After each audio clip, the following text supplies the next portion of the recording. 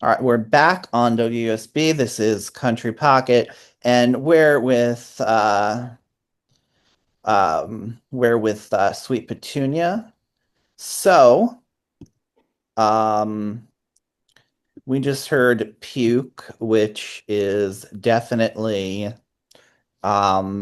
I sort of alluded to the fact that there was a bit of a spiral in the album.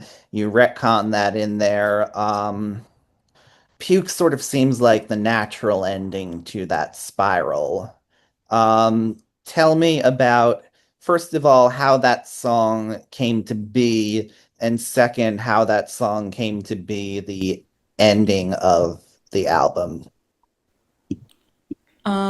Yeah, I mean, I was in like a really emotionally fraught relationship and I was really stressed out and every morning I was waking up and like dry heaving because I was like just like really like fucked up in the head that was manifesting physically. And I just like I wanted to go home to like a place that like wasn't even really like a real place anymore. And so I wrote it because I was sad and I just wanted to go like hang out with my parents like I was a little kid and not have to worry about anything like people being hurtful or like taxes or like going to the doctor or whatever. And it just ends pretty intensely and we're like we probably can't put much after that. When we play it live, usually it's the last song in our sets, which is maybe kind of cruel because definitely people will come up to us afterwards and be like in tears and I'm like I'm sorry we didn't like actually maybe we should like have put it back together a little bit but I don't know. I mean, talking to you here, clearly you did put it back together eventually. But that doesn't necessarily mean that the artistic statement of Foggy Mountain Mental Breakdown should end with things being put back together. Well, and like I think Lil Nas X said one time, if you leave them on a cliffhanger, then you just start the album over again, listen to it again. Yep, So yep. if you want the resolution, you just loop back Yeah, around. yeah, yeah, yeah. Or wait till we put out the next one. Although there's Well, some bummers on there's some bummers on whatever we're recording next for sure. But that's the first time I've gotten a Lil Nas X. Really?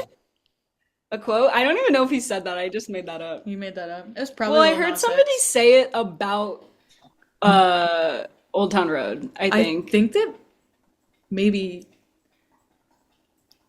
I feel like I said that about Old Town Road. Really? Yeah, This but is maybe like not. I don't know.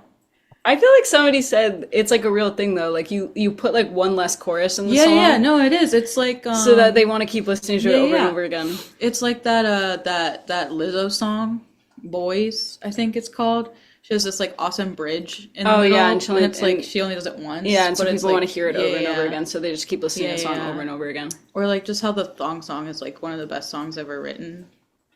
You ever think about that? No? Okay.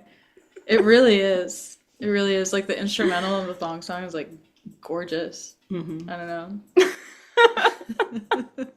I'm a truther. I'm a truther about that one.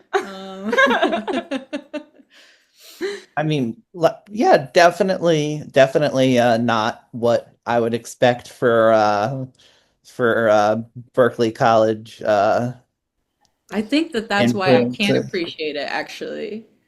I can appreciate the layers to the song. A song can be ridiculous and still be really good and well composed. He had the guy who did the strings for like most of who played the strings for most of Star Wars, like arranged the strings. Not John Williams, but one of the like assistant composers for Star Wars composed the strings on that song. It's like gorgeous. I It know, I is. believe you, and It I'm with really you. is. I'm with you. And he's just really passionate about it. I don't know. There's this awesome video of him talking about it. And I was like, I've always kind of thought this was a really like intriguing pop song, but ever since I watched the video of him breaking it down, I was like, you know what? Like this is good. This is it. So, This is a first, maybe, right? I'm sorry. this I First. just like this is great, yeah. and also uh making me realize I almost definitely have to play the thong song at this point. I think But so, probably. um no, Cisco. not not what I was expecting, but we're definitely having fun. Let's go from laughing and pop quotes and talk about the feeling of being on stage and sort of reliving that low moment. Like you definitely go into some dark thoughts, into some bummers. What is it like having to revisit that night after night? I mean, I think a lot of them we've been playing for so long, it's easy to kind of just be like, this is a song that I'm playing, and not so much like have to feel the thing as when it was written. Like to still like imbue the performance with like the essence of that, but not necessarily like having to put yourself back in that same headspace makes it easier. Yeah, I mean, it's like low key like acting. Like, and that's something that like when you take like vocal lessons, like part of like what taking lessons is like learning how to perform a song, especially like a song you didn't write. Like that's like a whole thing that you have to learn is like how do you like convey a message like like in a way that feels like authentic without like having felt that emotion yourself. And I guess you do that with your own songs too, because it's like, yeah, like when you play the same song like every night for like a month, like it's not you don't really feel any of that emotion anymore, but you still have to like convey it. So that's like just a skill. It's Yeah. literally like acting. Yeah. And sometimes, like there's things going on around you that like maybe don't actually have anything to do with the original like emotion or message of the song, but then you can use that to like power the like feeling behind it too. Yeah, Yeah. it's it's an interesting career to be sure. Throughout the album, you ask for help. Sometimes appealing to, like you said, home parents, sometimes to, nature and strange forces like that. What what caused you to include so many pleas for help in these lyrics? Uh, I wanted help. I think you sometimes you have to ask for help. Yeah, it's like really hard. Like I think that like ideally you're like everyone knows what I need and they're just gonna give it to me, but that's just like not how life works.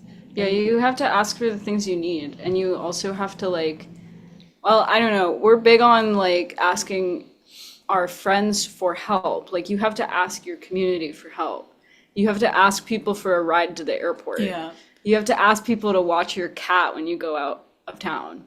You have to ask your friend to drive you to the grocery store because your car broke down. Yeah. Like instead of relying on like these things that have been created to like distance us from each other, like you gotta ask people for help because people want to help. Yeah, Is the you thing. have to- People want to help you. You have to give them the like consideration and respect of like trusting them enough to help you. Yeah. Because it only works if it goes both ways. Like if Yeah. you want to be able to help them, you have to let them be able to help you. Exactly. Otherwise, they're not going to want to let you help them because they haven't been able to help you because you haven't let them, you know? Like Yeah.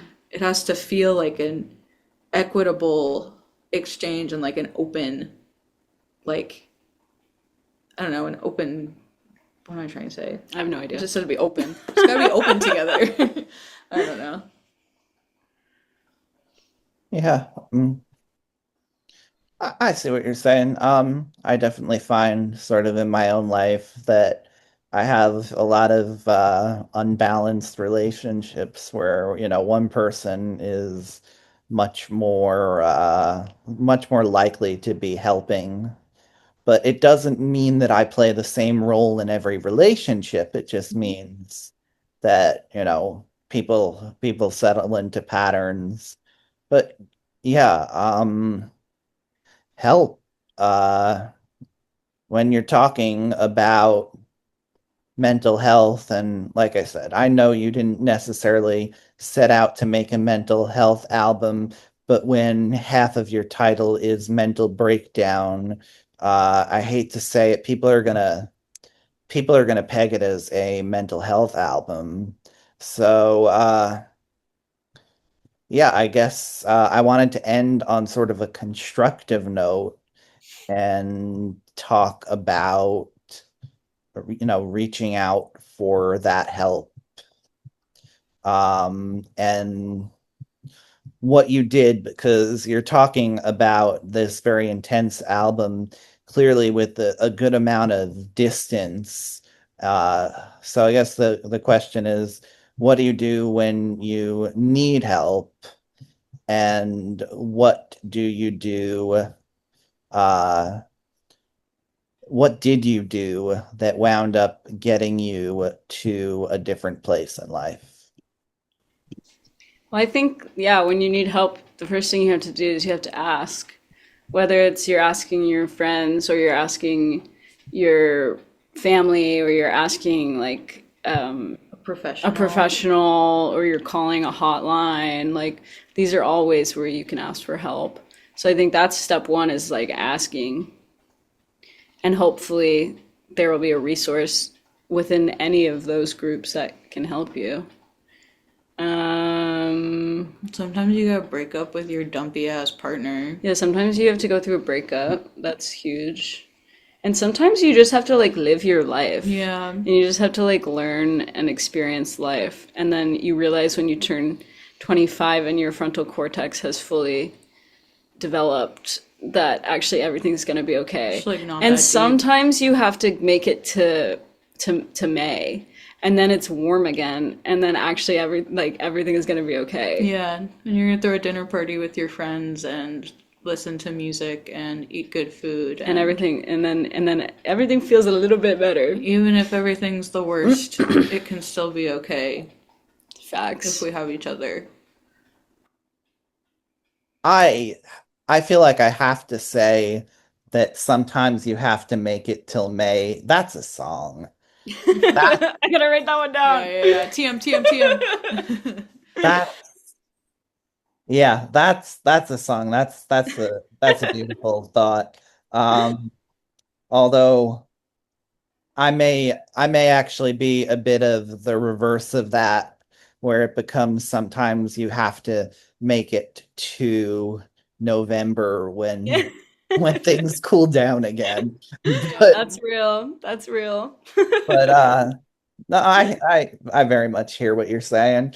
Um, so let's go to the song selection portion of the show. Um, you two are from Berklee College of Music. I cannot rave enough about the types of people I've seen coming out of that establishment over many, many years. Some just extraordinary people.